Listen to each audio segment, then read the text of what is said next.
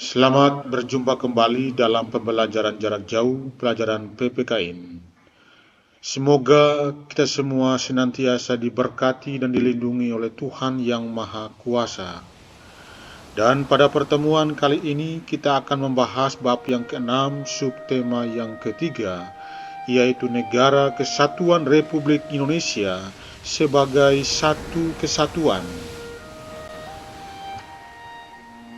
Pengertian NKRI berdasarkan Undang-Undang Dasar 1945 Pasal 1 Ayat 1, NKRI adalah negara kesatuan yang berbentuk republik.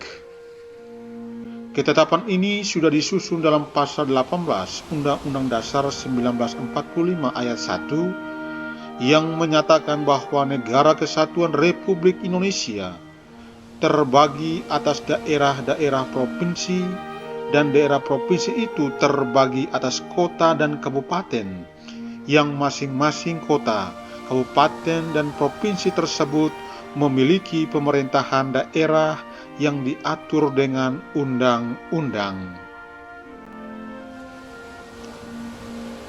Kesatuan dapat kita lihat dari beberapa aspek. Yang pertama, Indonesia sebagai satu kesatuan politik. Yang kedua, Indonesia sebagai satu kesatuan wilayah.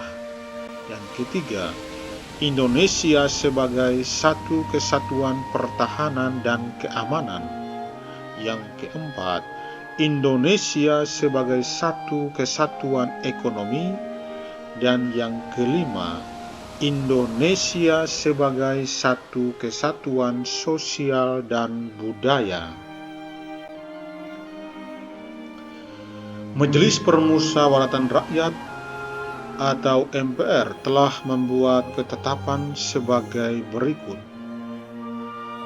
bahwa Negara Kesatuan Republik Indonesia tidak boleh diganggu-gugat. Kemudian yang kedua, bentuk negara kesatuan bagi Indonesia sudah dianggap final. Kesatuan itu dapat dilihat dari 4 aspek, yaitu aspek politik, aspek pertahanan dan keamanan, aspek ekonomi, dan aspek sosial budaya. Kita lihat aspek yang pertama, yaitu Indonesia sebagai satu kesatuan politik. Sebagai satu kesatuan politik, yaitu Negara Kesatuan Republik Indonesia meletakkan Pancasila sebagai dasar dan falsafah serta ideologi bangsa dan negara. Pancasila adalah dasar Indonesia yang tidak boleh diganggu-gugat oleh siapapun, baik itu dari luar Indonesia maupun dari dalam.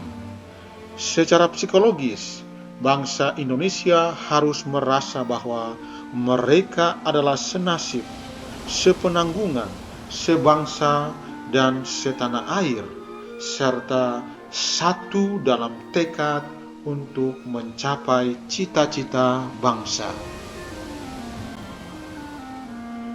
Aspek yang kedua, yaitu Indonesia sebagai satu kesatuan wilayah.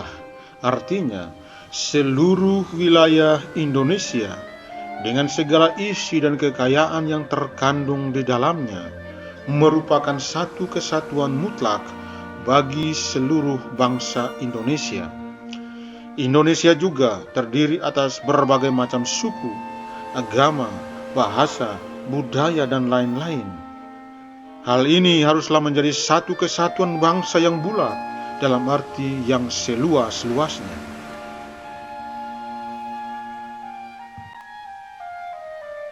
Aspek yang ketiga, yaitu Indonesia sebagai satu kesatuan pertahanan dan keamanan.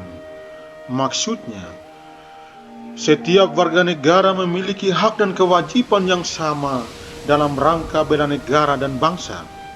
Setiap ancaman terhadap suatu pulau atau suatu daerah pada hakikatnya merupakan ancaman terhadap seluruh bangsa Indonesia. Aspek yang keempat yaitu Indonesia sebagai satu kesatuan ekonomi. Artinya, kekayaan wilayah Nusantara, baik itu yang berupa potensial maupun efektif, adalah modal dan milik bersama bangsa. Keperluan hidup sehari-hari harus tersedia merata di seluruh wilayah tanah air. Tidak ada alasan untuk lebih mementingkan daerah A dan menelantarkan daerah yang lain, atau bahkan menguras atau mengeruk kekayaan daerah B untuk kepentingan daerah yang lain. Aspek yang kelima yaitu Indonesia sebagai satu kesatuan sosial dan budaya. Artinya, negara Indonesia mempunyai bentuk pemerintahan yang berdasarkan pada multikulturalisme ataupun pluralisme dari segi budaya, dan budaya tersebut adalah kesatuan identitas nasional negara. Saya mengucapkan terima kasih atas perhatiannya, atas kerjasamanya, atas kesabarannya untuk menyimak video pembelajaran ini. Pertemuan kita kali ini hanya cukup sekian. Kita ketemu lagi pada kesempatan yang lain. Harapan saya kita semua tetap semangat dan tetap dalam lindungan Tuhan yang Maha Kuasa.